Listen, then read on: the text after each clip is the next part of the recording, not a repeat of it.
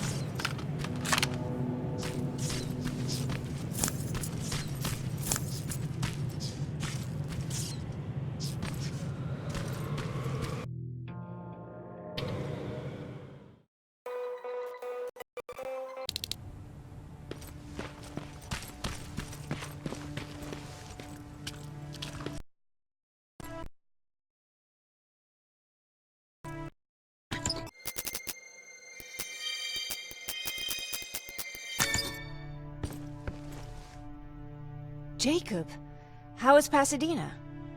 You know what? Forget I asked. I don't want to know. I'm just glad that you're all right. And how are you doing? I guess I'm a little nervous before tomorrow.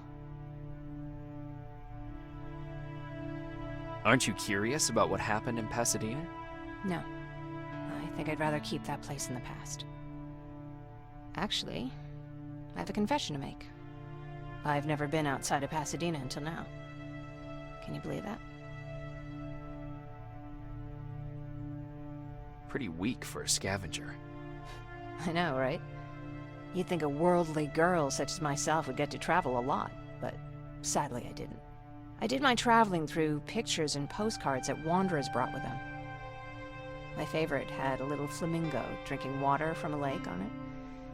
Its long red neck curved like a snake. Patrick's mother gave me that postcard. It's funny how I never met my mother, but I was around to see Patrick's leave him.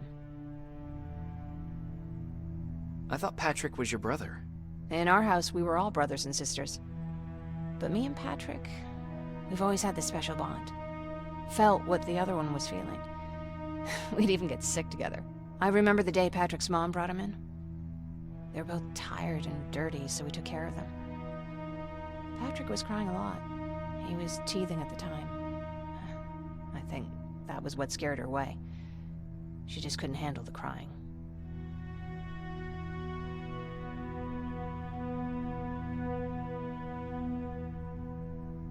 How was she? I loved her. For the time she was with us, I liked to pretend she was my mother too. After she took off, I was devastated. But my father said, "You need to grow up. You have a brother now." So I burned the postcard. The little red flamingo flew up in flames. And I promised myself I'd never be weak again. But I guess we all need someone we can be weak with sometimes, don't we? I never asked you. What are you planning to do tomorrow? I've been meaning to tell you earlier, but I panicked. And that's because I decided to go with Ryan. We'll find somewhere safe, away from all this. You have to understand, I need to do what's best for Patrick. I'm his big sis. I need to protect him. I haven't told him yet. He'll be devastated leaving you and Aaron, but I think it's for the best.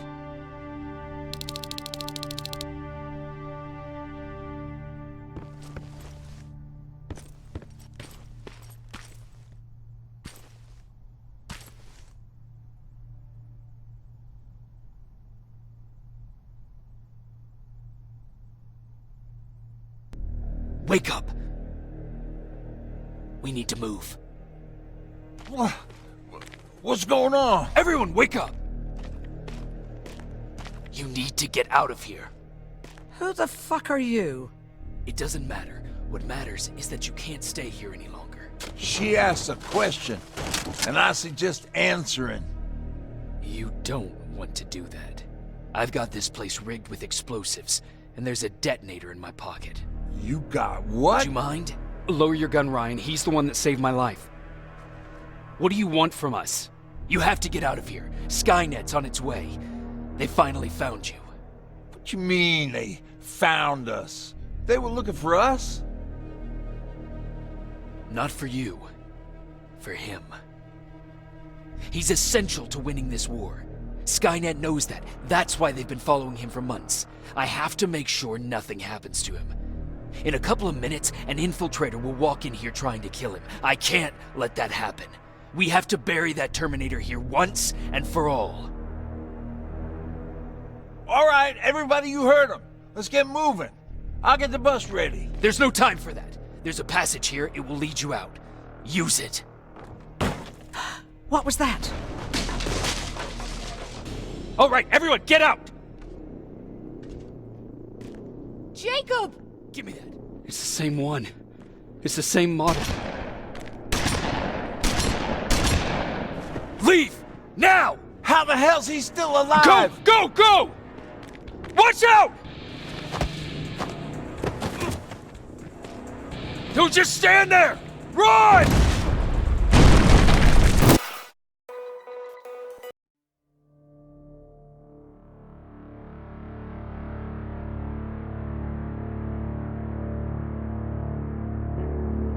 Baron listened to us. She could no longer deny that this infiltrator was a real threat. She decided to take everyone in, on her terms.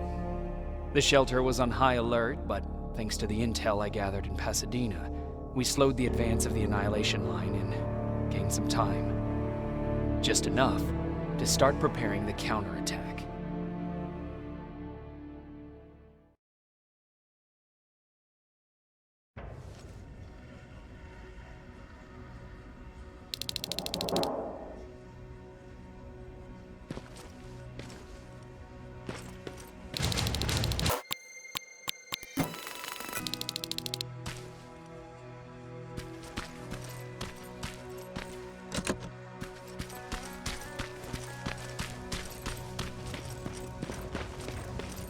Sergeant?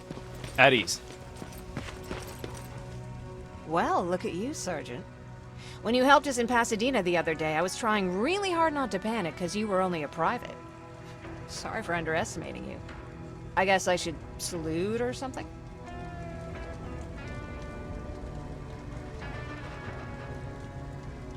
How's Patrick? Every day a little better. Aaron says he'll be back on his feet in no time. She's done a great job with him. I wish I could repay her somehow. It just doesn't seem that she needs anything. Getting ready for another scavenging run? No, I just came out here to catch my breath. Baron is giving us the entire evening off, believe it or not. Doesn't sound like her. I need to report to Baron.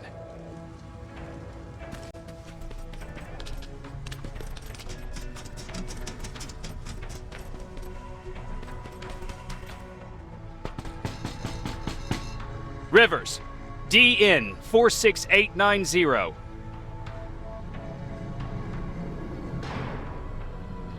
The commander is expecting you in the control room, Sergeant.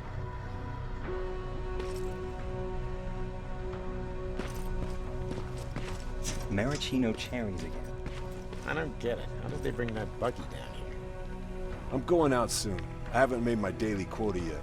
I still have 3 more rats to catch. If you see one, let me know, okay?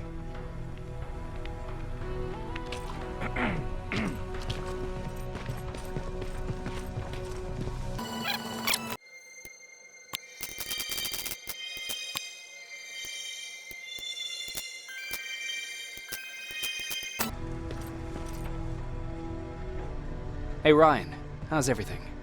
Exactly as you would imagine. Baron's keeping me busy. They weren't kidding when they said she's a hard ass. What did you hear? A lot of rumors going around of how she's sending insubordinate workers to the front line. And by insubordinate, I mean people who ain't willing to work 18 hours a day. Every day. What happened after you started your camp? Honestly, not that much. At least not in the beginning.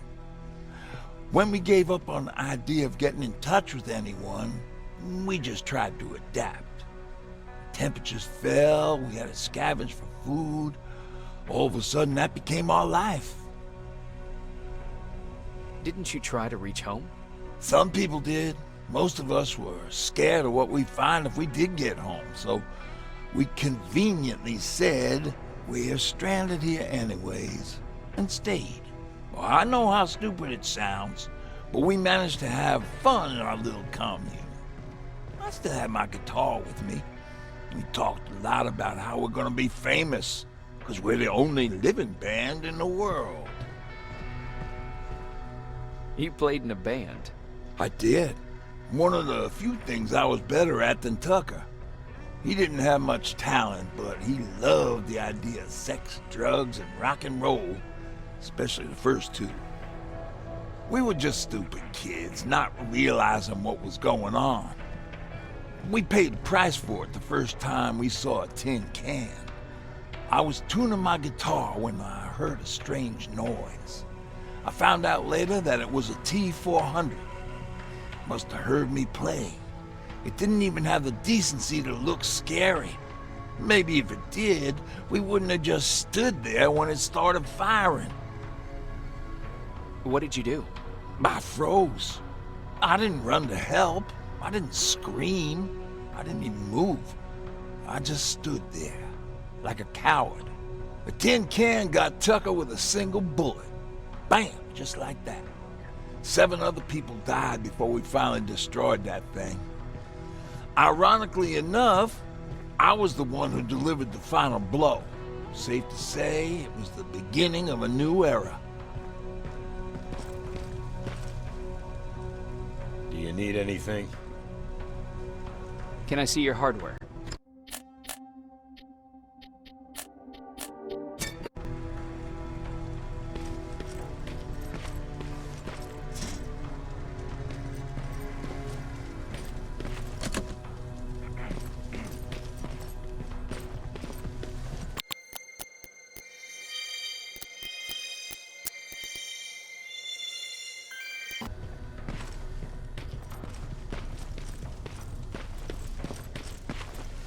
Are you all right? Me? Honey, I'm about the most well-adjusted person in this goddamn place. It's the others you should be concerned about. You mean Ryan? Ryan ain't so hot either, but that's another story. Jennifer? I'm worried about her. I'm the one that asked Baron to give her team a little break. Jennifer's been busy scavenging supplies for the soldiers, and she hardly had time to see Patrick. And now she's finally got a day off. She's avoiding him like the plague. How's Patrick doing? He's fine, but it wouldn't kill you if you checked on him yourself. Is there anything you need? No. I have to say, the Resistance is pretty well supplied. Don't tell me you miss running errands for me. I don't believe that for a second. And what about something other than medicine? Honey, I'm not shy. I'll let you know if I need anything, okay? But thank you for asking. Take care.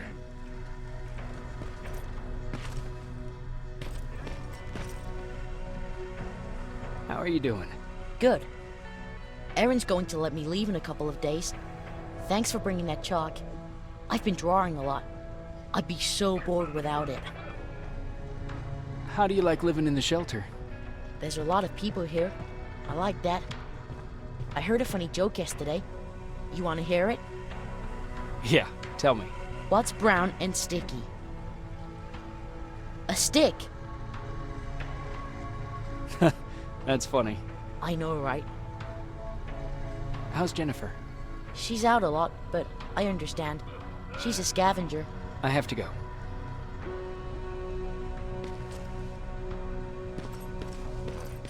Alvin lost his spider scout again. Man, I saw it crawling through the shelter earlier. Almost gave me a heart attack. You wanted to see me? You're finally here. Good. I have a special task for you. I want you to head downtown to check on the doctor. Doctor? Alvin. He's out there making sure that our defense systems are working properly. Ever since we went radio silent, I had a small team of trustworthy messengers maintaining communication between our outposts. They haven't returned, so I want you to go downtown and see why that happened. Could be nothing, but Connor doesn't want any hiccups while he's up there in North Division preparing the attack on Skynet's central core. Is there a problem with the radio? The Annihilation Line is within spitting distance of downtown.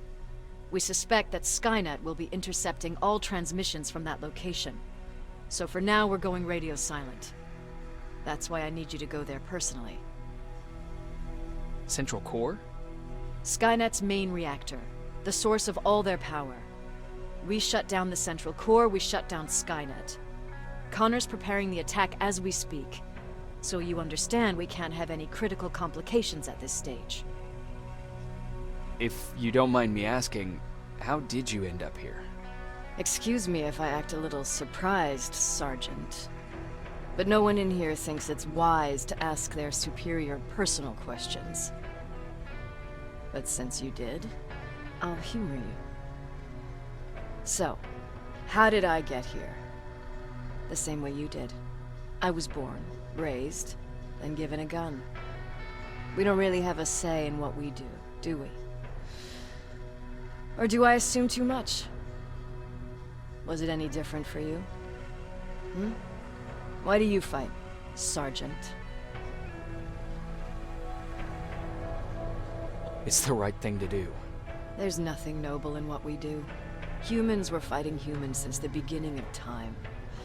It just so happens that right now we have a common enemy. If it wasn't for the machines, we'd probably be fighting each other.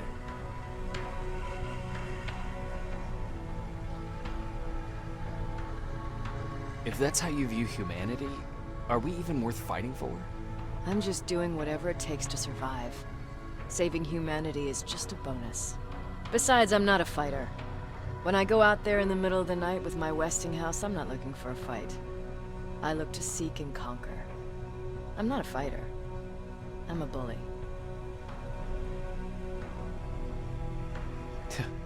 What's the difference? I don't treat them as equals. And although I know they're just machines, I want them to fear me. No one ever stands up to bullies. But I have to admit, it has its downsides. One of them being that no one ever asks me a personal question. At least not since Pear died. So congratulations, Rivers. Takes guts to stand up to a bully. I guess since your promotion, you got a little more cocky. Good for you.